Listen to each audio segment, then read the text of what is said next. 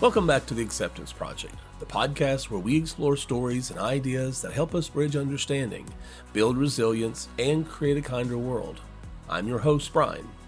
What if the most life-changing wisdom you'll ever hear comes from a man you've never met? In this week's episode, I share the story of the day I picked up Tuesdays with Maury in my favorite bookstore, and suddenly felt like I was sitting in Maury's living room, learning how to truly live. We'll talk about dancing to your own rhythm, loving boldly, letting go of regrets, and finding the Maury in your own life. I hope this episode will touch your heart, make you laugh, and maybe even inspire you to grab the book that changed everything. This Tuesday, let's learn how to live.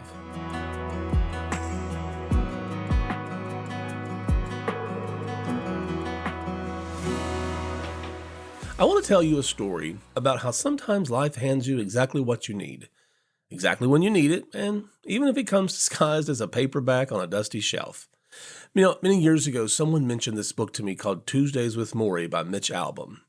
They talked about how much they enjoyed it, how it changed them, how they couldn't stop thinking about it. I nodded politely, like we all do when someone recommends a book, knowing full well I'd forget about it the second I walked away, and I did, completely. It was gone. Fast forward to a cold afternoon inside my favorite little bookstore, the one with oversized chairs and a fireplace that roars like it's trying to win a competition. I was wandering through the shelves, pretending I wasn't about to spend too much money when something caught my eye.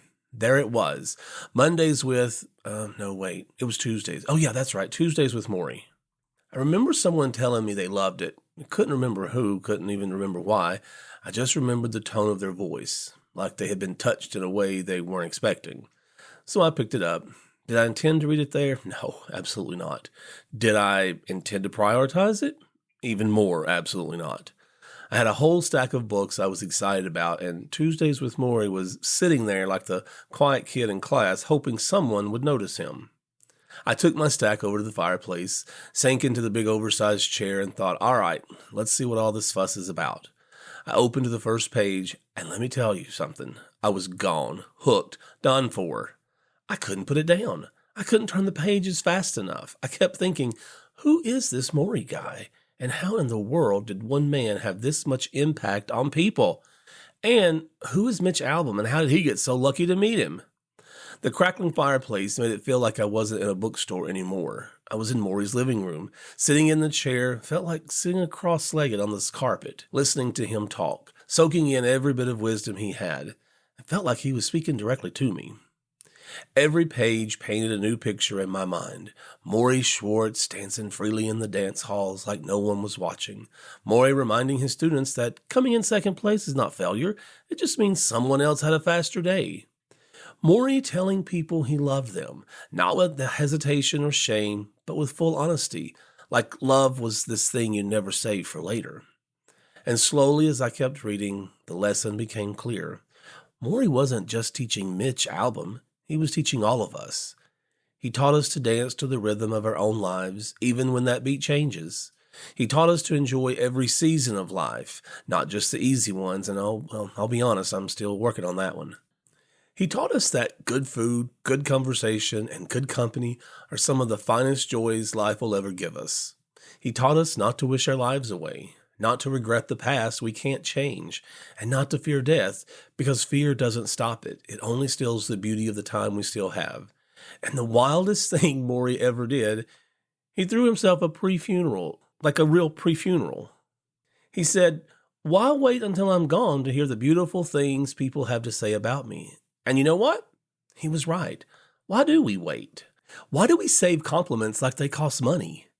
Why do we wait to tell people we love them until time is running out? Why do we act like tomorrow is guaranteed when we know it isn't?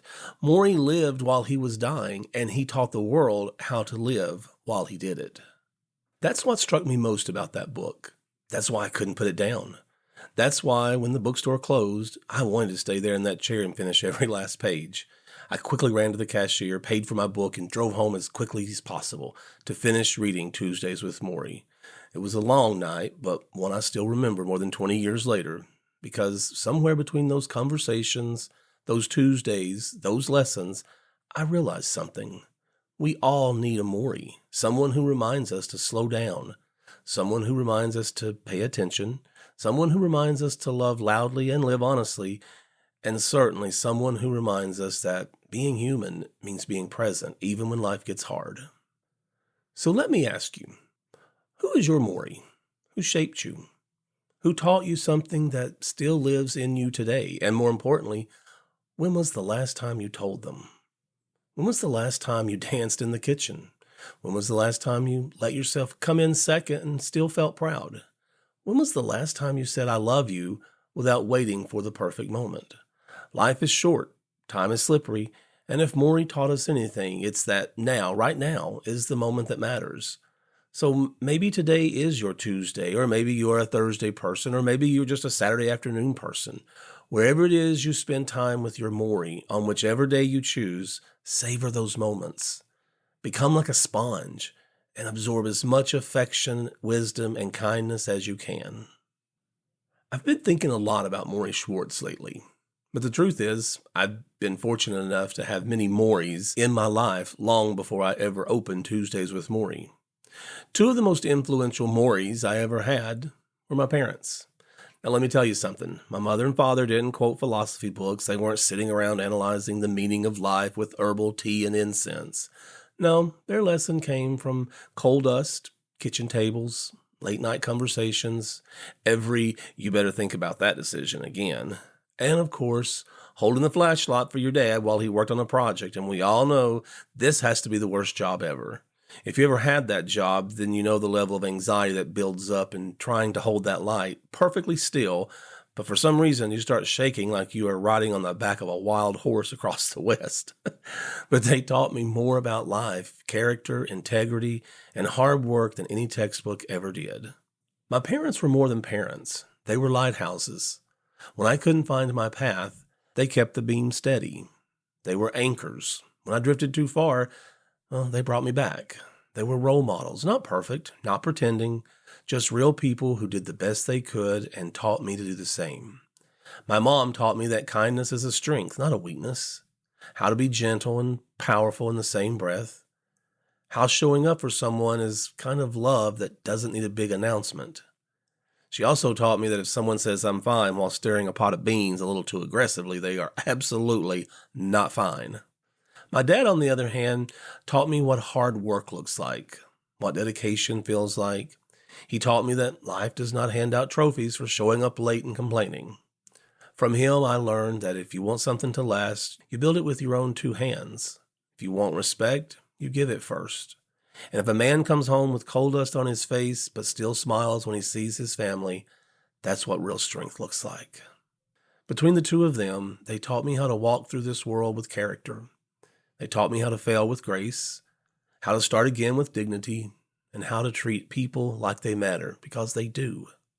I didn't realize it at the time, but they were delivering their own Tuesday lessons long before I ever met Morrie on that page. My parents shaped the way I love, the way I listen, the way I forgive, and the way I stand back up when life knocks me flat. And here's the important part. Every single one of us has a Morrie.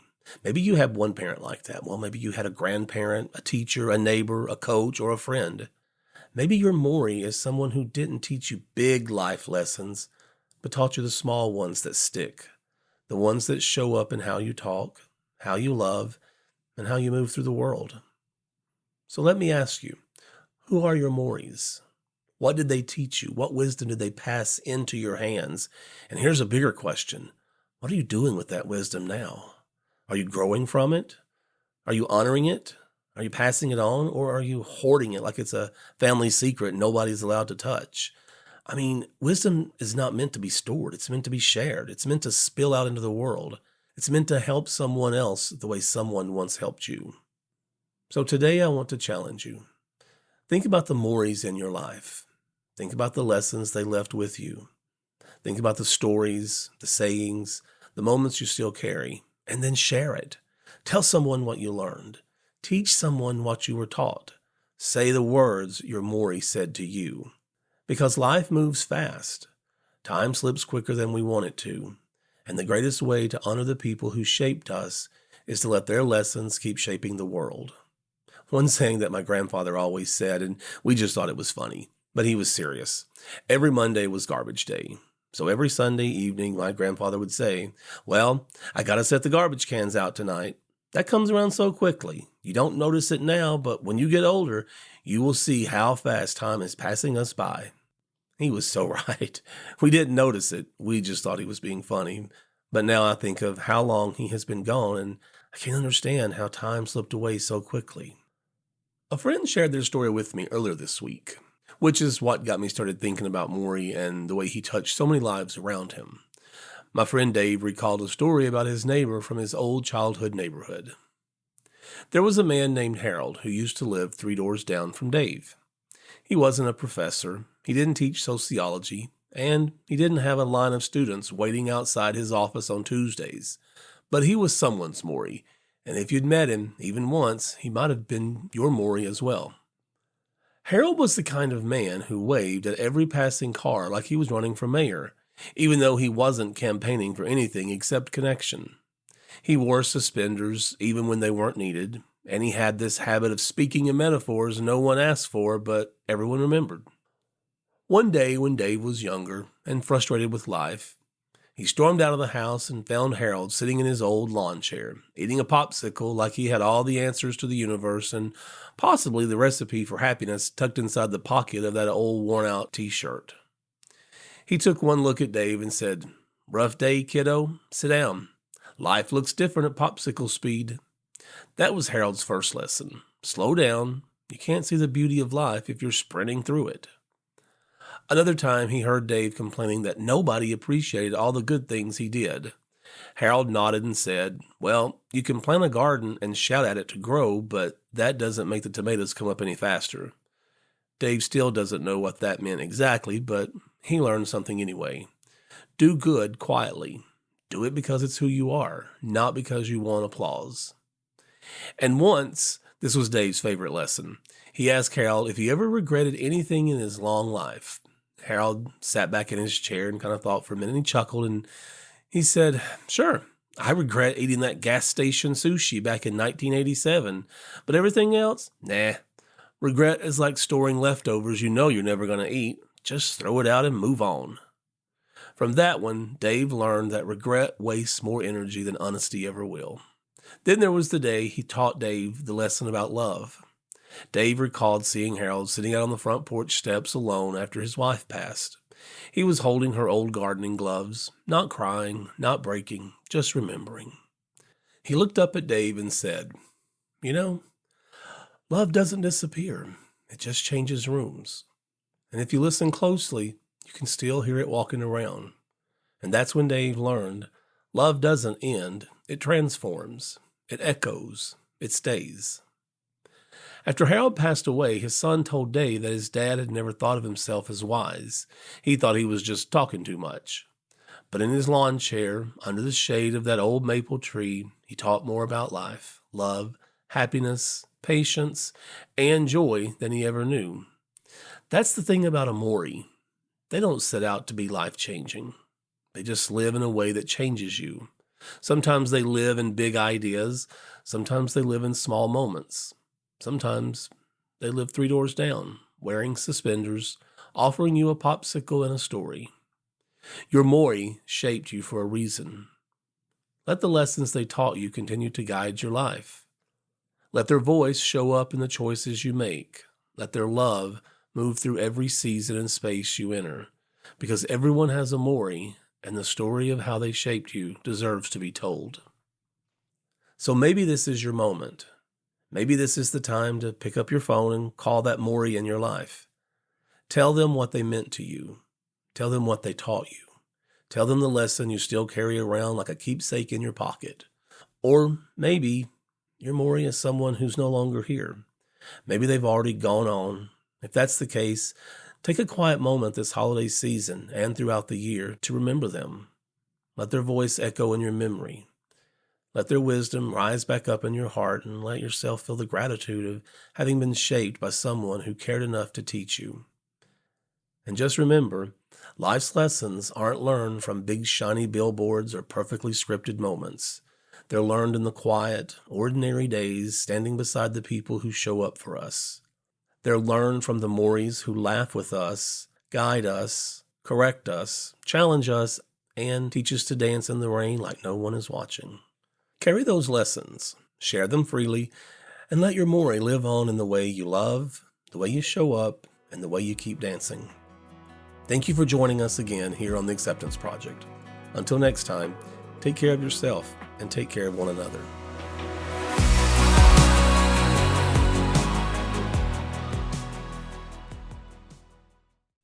The Acceptance Project is a production of Bridging Success, LLC. To learn more about the podcast and our work, please visit bridgingsuccess.com. This podcast and its content are for educational, informational, and entertainment purposes only. I'm Dr. Bryan Gross, but I'm not a licensed therapist. The topics and opinions shared by me and any guests are our own and should not replace professional or medical advice. If you are seeking mental health support, medical guidance, or help with personal matters, please reach out to a licensed professional who can provide the individual support you need.